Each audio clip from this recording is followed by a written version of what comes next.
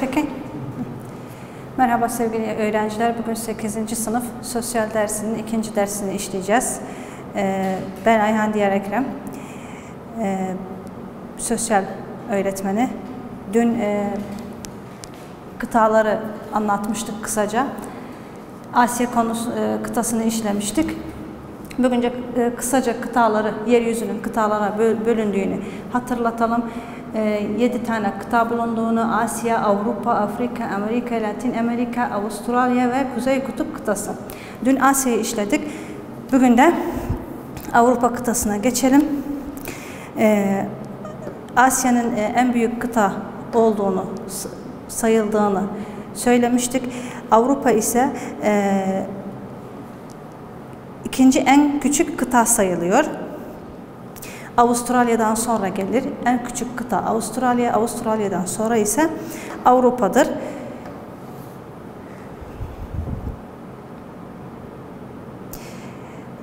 Bu kıta haritada büyük bir yarıda gibi görülmektedir. Asya kıtasından batıya kadar uzanmaktadır. Kuzeyinde Buz Okyanus, batıda ise Atlas Okyanusu bulunuyor. Güneyinde ise Akdeniz ve Karadeniz, doğuda ise Asya arazilerine bağlanıyor. Şimdi gelelim bu kıtada yeryüzünde neler bulunduğunu, neler olduğunu konusuna. Avrupa yüzeyi bir grup sıra dağlardan, ovalar ve platolardan oluşuyor. Aşağıdakilere göre diyor sıralayabiliriz. Birincisi kuzeybatı yükseltileri. İskandinavya ve İsviç, Norveç yükseltileri olarak oralarda bulunuyor. İngiltere'nin kuzeybatısı, İrlanda'nın kuzeydoğusu ve Fransa'nın kuzeybatı bölümünü oluşturuyor. Jeoloji bakımından çok eskilere dayanılıyor. Buzlu taramaya maruz kalmıştır ve bunun sonucunda denizler, fiyort denizleri oluşmuştur. İkinci ise orta ve sahil ovaları. Sahil ovaları bir ova kemerinden oluşup sahilleri boyunca uzanıyor. Bu da Atlas Okyanusu'nu ve Baltık deniz sahillerini kapsıyor. Üçüncüye geçmek istersek platoları anlatalım. Platolar ise Avrupa'nın en çok platoları Avrupa'nın Ulu Ovası'na düşer. Nereye düşüyor? Avrupa'nın Ulu Ovası'na düşüyor. En önemlileri ise İspanya'nın ortasında düşen Mazita. Bunu yazalım. En önemli plato nereye düşüyor? Adı Mazita. İspanya'nın ortasında yer alıyor.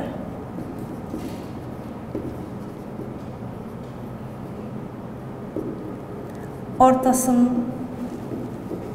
yer alıyor. Fransa'nın ortasında düşen ise Fransa platosu bulunuyor. Alp yükseltileri, dördüncüye gelelim. Alp yükseltileri bunlardan oluşuyor. Eşit yükseklikte sıra dağlardan oluşuyor. Mont Blanc Avrupa'nın en yüksek dağ tepesidir. Yazalım bunu da buraya. En yüksek dağ tepesi Mont Blanc.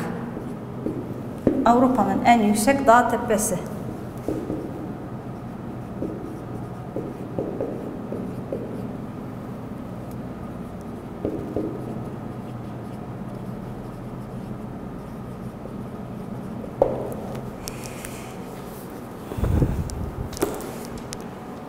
Fransa'ya uzanarak İtalya'nın kuzeyi ve Avustralya'ya kadar uzanıyor.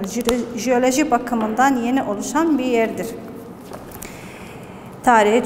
Oluşum tarihi çok eskilere dayanmıyor. Gelelim Avrupa'nın iklimine. Avrupa kıtası havası genellikle serin ve yağışlıdır. Her 4 mevsim açıkça görülmektedir. Yani bu Avrupa kıtasında her 4 mevsim yaşanıyor. Kış, yaz, bahar, sonbahar. Nedeni de Avrupa coğrafyası deniz ve okyanuslarla çevrilmiş olmasıdır. Bunun nedeni ise serin, yağışlı ve her 4 mevsimin yaşanmasının nedeni ise Avrupa kıtasının denizlerle çevrilmiş olmasıdır. Etrafında ılık deniz ve doğudan batıya uzanan sıra dağlar bu kıta için en iyi bir iklim oluşturup kıtanın çoğu kesimi kışları ılık, serin yani demek istiyor. Yazında sıcak ve sürekli yağışlı görünüyor. Avrupa'nın çeşitli iklimleri bulunur. Aşağıdakilere göre bölebiliriz.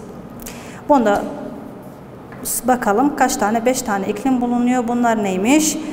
Tundra bölgesi iklimi, Kuzey Avrupa, Batı Avrupa bölgesi iklimi, Orta Avrupa bölgesi iklimi, Doğu Avrupa bölgesi iklimi, Akdeniz bölgesi iklimi. 5 iklimi bulunuyor. Gelelim Avrupa'daki deniz ve ırmaklara. Avrupa kıtası su kaynaklardan ve su kaynaklarından çok zengindir. Avrupa ırmakları genellikle elektrik gücü üretmek için kullanılıyor. Avrupa'nın en önemli ırmakları da şunlardır. Avrupa su kaynaklarından zengindir. Daha önce de belirtmiştik. Etrafı denizlerle çevrilidir. Irmakları bulunuyor. Bu ırmaklarda genellikle ne için kullanılıyor? Elektrik için kullanılıyor. Gelelim en önemli ırmaklarına. Birincisi Volga Irmağı, ikincisi Tuna Irmağı, üçüncüsü Ren Irmağı, dördüncüsü de Danibar Irmağı. Birincine gelelim bakalım. Volga Irmağı Avrupa'nın kıtasının en uzun ırmağıdır. Hazar Denizi'ne katılır. Dökülür yani. Şimdi bu sınavda da çıkabilir. Avrupa'nın en uzun ırmağı hangisidir? Ne cevap yazacağız? Avrupa'nın en uzun ırmağı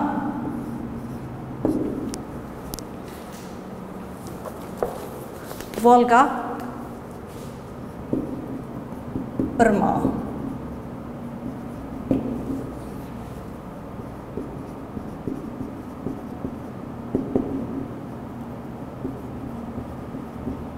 En uzun ırmağı. Gelelim ikinci ırmağa, Tuna Irmağı batıdan doğuya uzanıyor ve Karadeniz'e dökülüyor.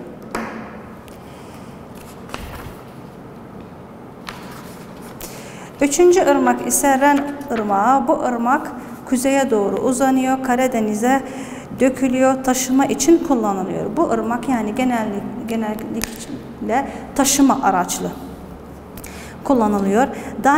Dördüncü ırmak ise Danibar Irmağı. Kuzeyden güneye uzanıyor, Karadeniz'e dökülüyor. Avrupa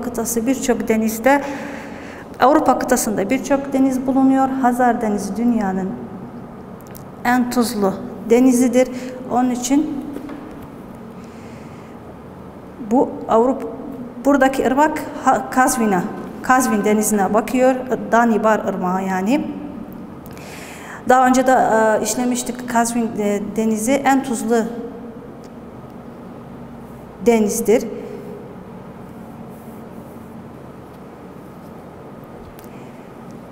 Rusya'nın batısına düşer. En ünlü denizleri Lado, Onujiko'dur. Ölçüsü 450 mil ve 770 kilometredir. Rusya'nın kuzeybatısı İsviçre'de Kiev Denizi ve Macaristan'da da Plato Denizi'dir. Gelelim Avrupa kıtasında bulunan doğal bitkiler. Bu bitkiler insanın yardımı olmadan kendiliğinden yetişir. Yani herhangi bir ekilmeden oluşan bitkiler. Jeoloji etkileri ve atmosferleri bu bitkilerin her iklime göre değişmektedir. Her iklimde farklı bitkiler, doğal bitkiler yetişir. Doğal bitkileri coğrafya bakımından aşağıdaki bölgelere bölebiliriz. Avrupa kıtasında birincisi Tundra bölgesi. Kuzey Avrupa'nın bölgesinde yer almaktadır bu bölge. Bu bölgenin kış mevsimi uzun ve soğuk olduğu için sadece yaz mevsiminin ortasında kısa boylu otlar ve mantarlar yetişir.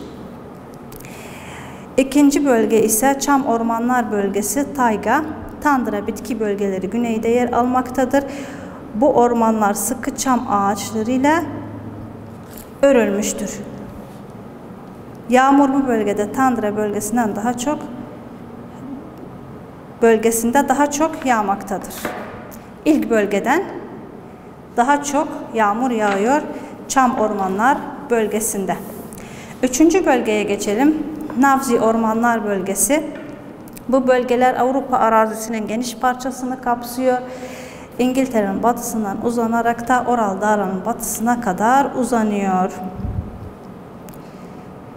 Bu bölgede yoğun bir şekilde sanayi ve kuyu açma nedenlerinden dolayı çok sayıda ağaçlar kesilmiş ya da araziler tarım için kullanmıştır. Yani bu bölgede birçok ağaçları kesmişler. Bunda nedeni sanayi veya maden çalışmaları, maden bulmak için kazı yapılması. Dördüncü bölge ise Akdeniz Bitkiler Bölgesi. Akdeniz kıyısında bulunan bitkilerdir. Bu bölgelerin havası az yağmurlu ve yüksek sıcaklık derecesiyle tanımlanmaktadır. Dolayısıyla bu bitkilerde sıcaklık kuruluğa dayanıklıdır. Dayanıklı olan zeytin ağacı, sünger ağacı ve ceviz bu bölgede ziraat ve sanayi işlerinden dolayı ağaçlar kesilmeye maruz kalmıştır. Bu bölgede aynı Navzi Ormanlar Bölgesi gibi yine ağaçlar kesilmeye maruz kalmıştır. Yine sanayi oluşumundan dolayı. Bu bölgenin Akdeniz Bitkiler Bölgesi'nin bir de sıcak olduğu için bu bölgede sıcaklığa dayanıklı olan bitkiler oluyor. Onların hangileri? Zeytin ağacı, sünger ağacı ve ceviz ağacı. Beşinci bölgeye geçelim. Otlar Bölgesi. İstipis. Bu bölge Rusya'nın güneyinde kemer ormanlarından oluşuyor. Ta Danub ırmağının aşağısına kadar uzanmaktadır. Bu bölge kısa otlarla bilinmektedir. Onun için İstipis diye adlanılır. Neden İstipis diye adlanılıyor? Çünkü kısa otlar bulunuyor bu bölgede ve onunla biliniyor. Şimdi gelelim Avrupa'nın topografisine. Bu da önemli. Şimdi Avrupa oturanların 2004 istatistiğine göre sayısı kaçtır? 735. Avrupa.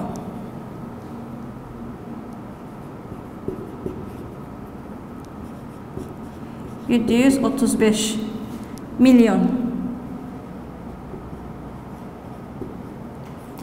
nüfus sayısı var. Dün Asya'yı okumuştuk. Asya, şimdi burada buna dikkat edersek göreceğiz ki fark çok fazla.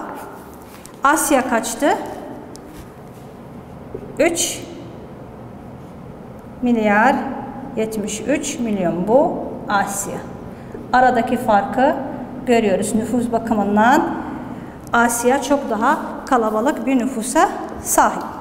Bu da yaklaşık olarak her 1 kilometre için 71 kişi yaşar. Avrupa'da. Bunu da yazalım. 1 kilometrede Avrupa'da kaç 71 kişi yaşıyor. Avrupa'daki ana uyruklar, yani Avrupa'da hangi ırklar bulunuyor, hangi milletler bulunuyor ona bakalım. Avrupa toplumu birçok uyruğa bölünür. Birçok toplum, birçok ırk bulunuyor Avrupa'da ama bu kıta genellikle Kafkas uyruğundan sayılır. Geneli, çoğunluğu hangi ırktan sayılıyor? Kafkas. Avrupa'da insan uyruklu çeşitleri ırklara bölünür ama en önemlileri şunlardır. Şimdi gelelim bakalım en önemli uyruklar Avrupa'da hangisidir? Birincisi Kuzey uyruğu.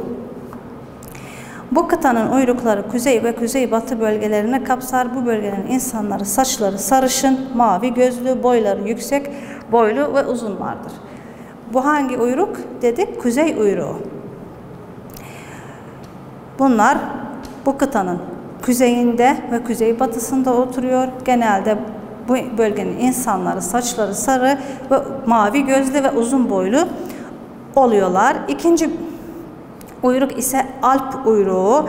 Alp uyruğu Alp bölgesinin bir bölümü, ortası ve doğu Avrupa bölgesini kapsıyor. Saçları siyah, kahverengi gözlere sahipler, boyları ise kısa.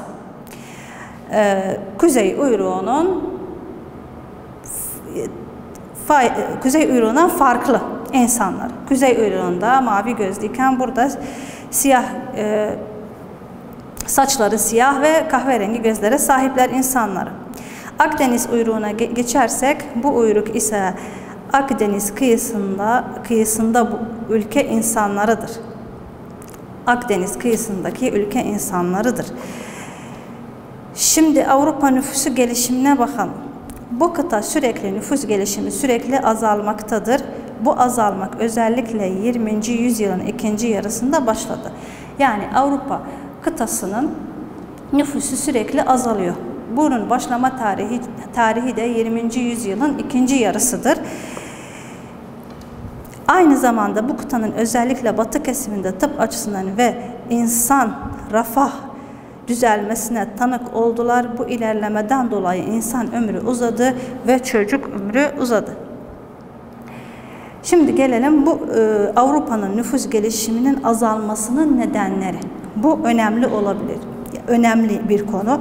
Buna dikkat edelim. Avrupa'nın sınavda çıkabilir. Avrupa'nın nüfus gelişimi neden azaldı? Gelelim bakalım nedenleri nelerdir. Birincisi, Avrupa 1960 yılından sonra geniş bir şekilde aile planlamasına gitmiştir. Az çocuklu aile planlamasına gidilmiş Avrupa'da. Bu da aile yapım düzeni ve nesil çocuk yetiştirmek azlaştı. Yani az çocuk, bir ya da iki çocuk sahibi olmak gibi bir planlamaya gidilmiş. İkincisi ise Avrupa toplumunda kadınların çoğu ev dışında başladılar. Evden çocuk ve aile kurmaktan uzak kaldılar. Kadınlar çalışmaya başlayınca evde bulunmadıkları için aile oluşturmak, çocuk yetiştirmekten uzak kaldılar. Daha çok kariyer yapmaya yöneldiler. Üçüncü ise aile hacmi çoğu ülkelerde küçülmeye yöneldi. Çünkü ülkelerde yaşam tarzı zorlaştı. Oradaki yaşam şartları, Avrupa'da aile yapısı sayısı küçüldü. Bunun sebebisi de oradaki yaşam koşulları bunu gerektiriyor diyor. 3 tane neden. Avrupa nüfusunun gelişiminin azalması nedenleri kısacası az çocuklu aile planlaması, kadınların çalışması, üçüncü ise aile kurma hacminin küçülmesi. Bunun sebebi de oradaki Avrupa'daki koşulların bunu gerektirdiğidir. Gelelim Avrupa ekonomisine, ekonomi coğrafyasına. Avrupa kıtası çeşitli ekonomi faaliyeti vardır. Burada bazı ekonomi faaliyetlerden kısaca anlatacağız. Ziraat faaliyetleri bakalım nelerdir Avrupa'da. Avrupa'da ziraat canlandırması ekonomi faaliyetinin birisidir. Avrupa kıtası iklim açısından özellikle sıcaklık, yoğun yağmur nedeniyle ziraat için bir kıtadır. Avrupa'da çok yağmur yağdığı için ziraat için uygun bir kıtadır. Ama bu bütün bölgeler için geçerli değil. Bazı bölgeleri soğuktur. Onun örneği ise Kuzey Kutbu ve yüksek dağ bölgeleri gibi yerlerde ziraat için elverişli olmayabiliyor. Avrupa kıtasındaki arazilerin çoğu ziraat için yeterince yağmur yağmaktadır. Ayrıca Akdeniz bölgelerinde yeterince yağmur yağmaktadır. Yağmur az olan bazı arazilerde ise ne yapıyorlar? Sulama sistemini kullanıyorlar ziraat için. Avrupa kıtası çeşitli ziraat mahsulleri elde etmektedir. Bunların en bilineni nedir? Buğday, arpa, mısır, patates, meyveleri ise elma, üzüm, portakal, zeytin. Ayrıca Avrupa kıtasında hayvancılık da yapılmaktadır. Gelelim metal ve sanayi canlandırması. Madeni de kapsıyor herhalde. Avrupa metal ve sanayi üretim sektörü ziraat sektörüne göre 10 kat daha fazladır. Yani Avrupa'da sanayi daha gelişmiştir ziraatten. Avrupa daha fazladır. Avrupa kıtası sanayi üretiminde dünya kıtalarından önde gelir. Sanayi bakımından en önde gelen kıta hangisidir? Avrupa kıtasıdır. En önemli sanayi üretimleri ise nedir? Bakalım: otomobil, uçak, tren, gemi, dokuma aletleri ve çeşitli aletler bu kıtada üretiliyor. Avrupa sanayi ayaklama üretimi 18. yüzyılda İngiltere'de başlamıştır. Bu sanayi bölgesi nerelerde kurulmuştur? Kömür ocağı olan yerlerde kurulmuştur. Bunun nedeni de sanayi için, enerji için kömür kullanılmasıdır. Ama daha sonraki dönemlerde kömür kullanılmamaya başlamıştır. Bunun nedeni de başka ülkelerden, dışarıdan petrol getirmektir. Ayrıca Avrupa'da İngiltere'den başka Almanya, Belçika, Hollanda, Fransa ülkeleri de sanayide gelişmiştir. Daha sonra buna Kuzey ve Orta İsviçre, Kuzey İtalya, İspanya, Barcelona gibi bölgelerde sanayi üretimine katılmıştır. Sanayide başarılı olamayan ülkeler ise Güney İtalya, Güney İbraya Yarımadası, İrlanda, İzlanda ve Yunanistan'dır.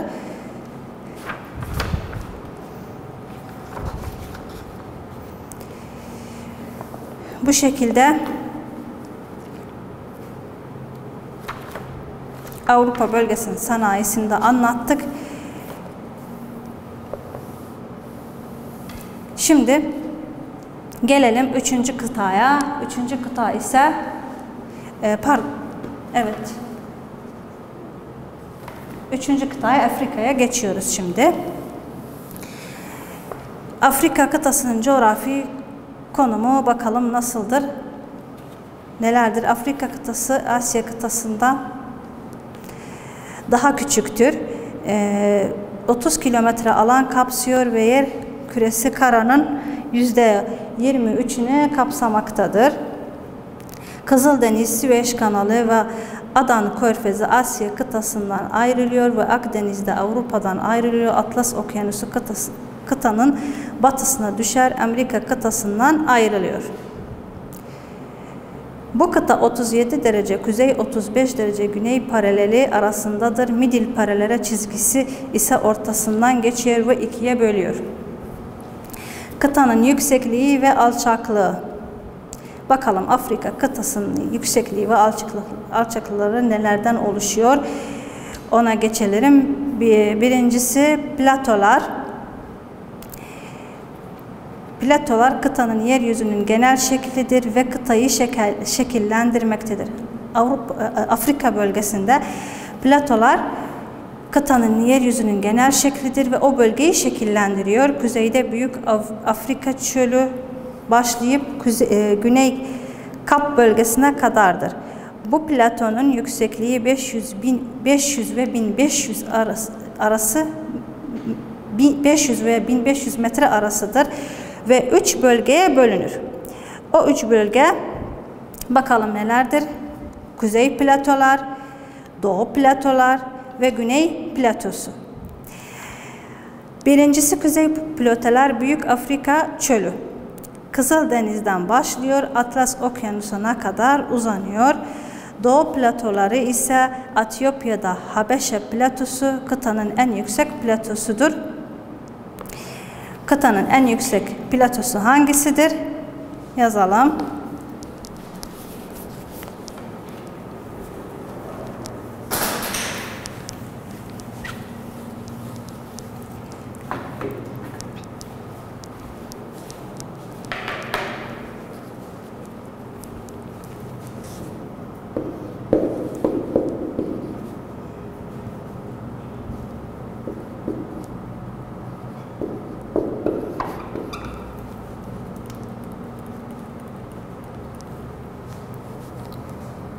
Etiyopya'da Habeşe platosu.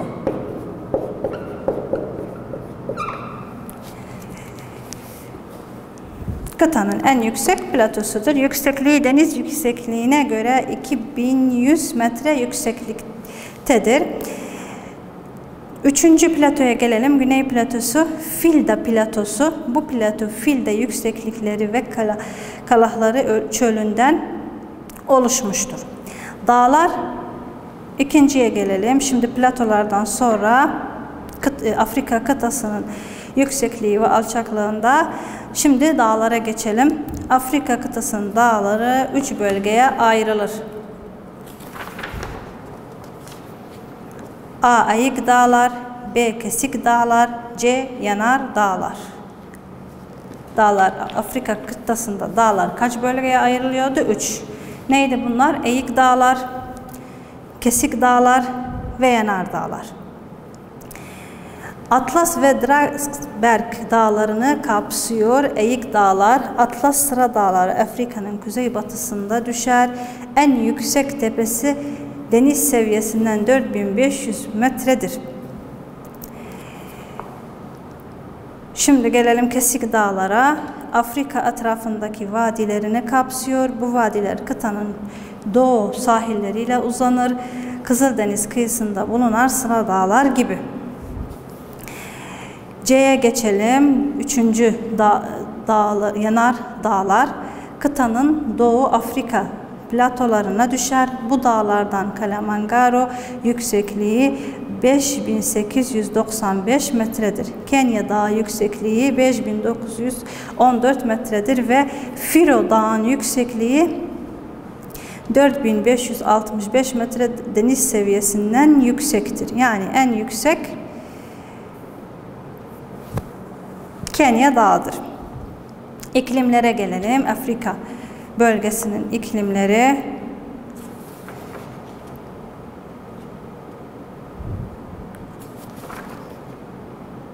Bunu da kısaca söyleyelim.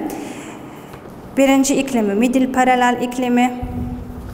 İkincisi yörünge iklimi, üçüncüsü sıcaklık çöl iklimi, dördüncü Akdeniz iklimi ve beşinci ise nemli deniz iklimi, altıncı ise Etiyopya Habeşe bölgesi.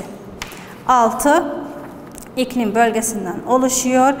Birincisi Middle Paralel iklimi, burada güneş ışığı dikey oluyor. Yıl boyunca gece gündüz uzunluğu eşit oluyor bu bölgede. İkincisi ise Middle ikliminin kuzey ve güneyine düşüyor. Yörünge iklimi.